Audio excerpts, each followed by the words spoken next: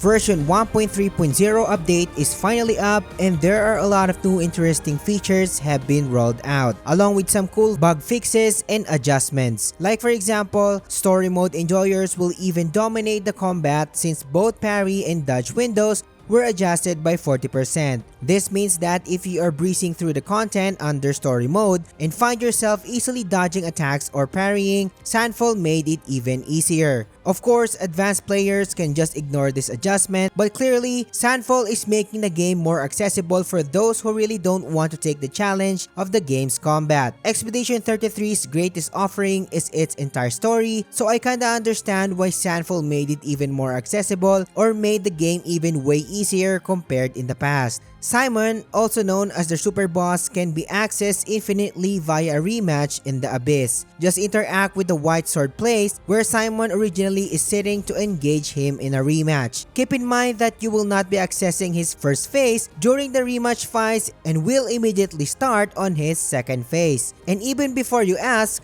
there is no special reward for killing him again. I beat him over and over while I was making the best builds to defeat this guy, and surely no rewards drop after each fight. This is safe to say that this feature is surely made for build crafting enjoyers and endgame players, since Simon became the official build testing cow, and the next adjustment solidifies this even more. Advanced players will also rejoice in the latest update, especially build crafting enthusiasts like myself. Endgame players can now adjust and limit their damage cap between 99,999 to 1 million, while also giving us the ability to adjust the enemy HP up to times 100, which is pretty cool if you want to test overpowered builds, especially the builds that can deal billions of damage. Given that Simon can be challenged over and over, testing builds will surely be fun as hell. However, this does not apply to Simon alone. It applies to other tower bosses as well, making it one of the best places to test different builds. I am using my undying lore accurate Verso build, and I will be releasing this build soon, using this build against an ultimate Sakapatan with times 100 HP multiplier. And look at my damage, I can't even burst it down with my angel eyes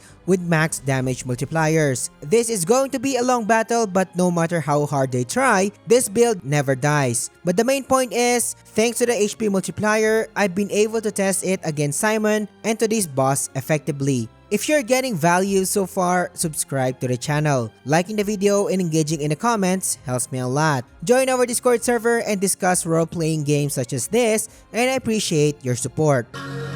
There are 297 total bug fixes according to the official patch notes. However, the important ones were highlighted. Like for example, Verso now gains perfection correctly when in reserve. Now to be honest, I can speak for this one since Verso never left my party or was put on reserve. If you experience a bug concerning his perfection in the past, share it with us in the comments. But the next one is something I celebrated, which a general polish across collisions, terrain, and scripting that were made in the recent patch. This issue has annoyed me in the past, especially when traversing rocky terrains, and ever since launch, this is one of the minor faults of this game, at least in my opinion. In the past, characters usually twitch when getting on rubble or rocky terrains like this one that you are seeing right now. Thank goodness Sandfall, the said overall issue has been polished. If you play this game for some time now, you will immediately feel the difference as the character's terrain's interaction was greatly polished. It is still not perfect though, since you can see that there is still terrain or rubble that produces the weird twitching animation,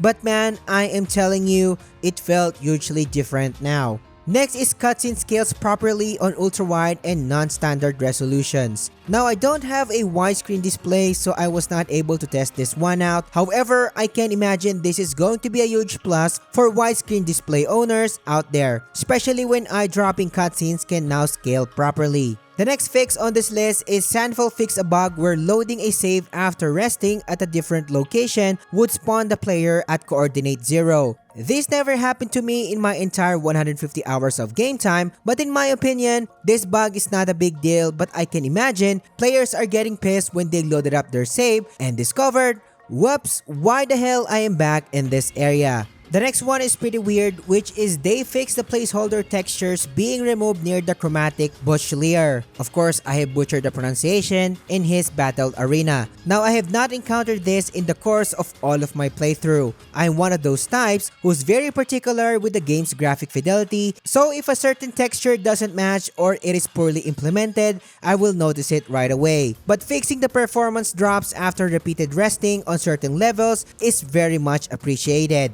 I've encountered this many times, especially in the accursed Stone Wave Cliffs, which is one of my most hated areas in the game because you know why. I encountered this performance drop a lot after resting multiple times when I was testing different kinds of farming spots, so I am glad that Sandfall is finally fixing it. But here's one of the most annoying things that Sandfall is finally fixing as well, and these are the crashes after dialogue sequences resolve. During my first playthrough, this is one of the hardest things that I wish I had not encountered. What kept on happening to me was there were times that whenever I talked to my party members back at camp, it kept on crashing. It stutters at first, then will completely crashes afterwards. So a good thing that this was already addressed, and hopefully I will never encounter it again. They also fixed stability issues after extended play sessions, and now this is very interesting. I've tested all of the farming spots including the Dancius, but my main purpose is to test if the Contorso is still dropping double rewards, which I will get into in a minute. But I haven't got the chance to farm the Dancius for more than 1 hour because of my limited time making this video. Sandfall is referring to the horrible performance dips when farming the Dancius for 1 hour. There is a high chance that the devs are referring to this major issue in my opinion, and surely I will be testing it soon. While French voiceover now plays correctly when selected, since I don't use this language in my playthrough, I'm wondering if they are referring to the unsynced dubbing when the language was set to French. Another minor changes and improvements were applied to system and settings and localization, which I'm showing on the screen right now. Pause the video if you need to. Since this is a new update, I know a lot of you are wondering if all of the best spots to farm Lumina in the game are still viable. But rather, the main question is the Contorso still dropping double rewards? I've released a lot of Lumina farming guides already on this channel, so it is such a waste if some of it will be affected by this. But I am happy to announce that I have tested each and every one of them, and my goodness, the Contorso remains untouched and still drops double rewards. This is not a drill, and yes, the Contorso still drop double rewards. I will be showing the results for each of the key spots that I covered, but before that, if you wish to know how each of the farming spots works or know the specific builds for each method, you can find my latest 2 best Lumina farming videos for first playthroughs and New Game Plus. These videos will teach you the best ways to farm thousands of Lumina in the fastest time possible, and I will be linking them in the description or by clicking the card here. The Monolith spot remains untouched, but we can't really do something about its horrendous reset time with all of that running around just to reset it. But the mini boss Clair Obscur still drops ×10 Lumina and ×2 Perfect Chroma Catalyst in New Game Plus. If you know how to use the Contorso properly, you will be scoring double Lumina rewards without issues. I've explained the Contorso's bug mechanic in my latest Lumina farming video, so I highly suggest checking that out.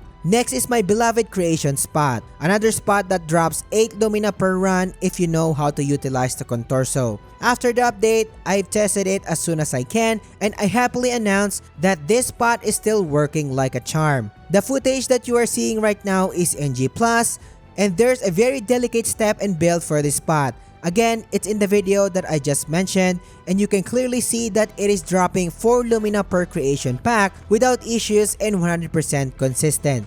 But Samurai, what about the best spot in the entire game, which is the Dancius spot, I hear you asking, my dear viewer. I optimized this a lot in my previous guides, so it is such a waste if they patched it. But Old Lumiere will still be the best place to snag thousands of Lumina since the Dancius respawn their minions without issues and still drop 5 Lumina per kill and 10 Lumina if got hit by the Contorso. I farmed like 5 minutes and received 300 plus Lumina without a hassle, just with old gains like in the past. Overall, I believe that this is a good mini update, giving us more tools to test builds and have fun with different setups. But I wish we did already have build templates since it is such a hassle changing Lumina setups in this game. Let me know what you think about these latest updates. Is it good? Or will you be testing builds? But we are not sure when the contorso will still remain relevant, so if you want to learn how it works or know the best spots in the game, click on this video and I will catch you on the next one.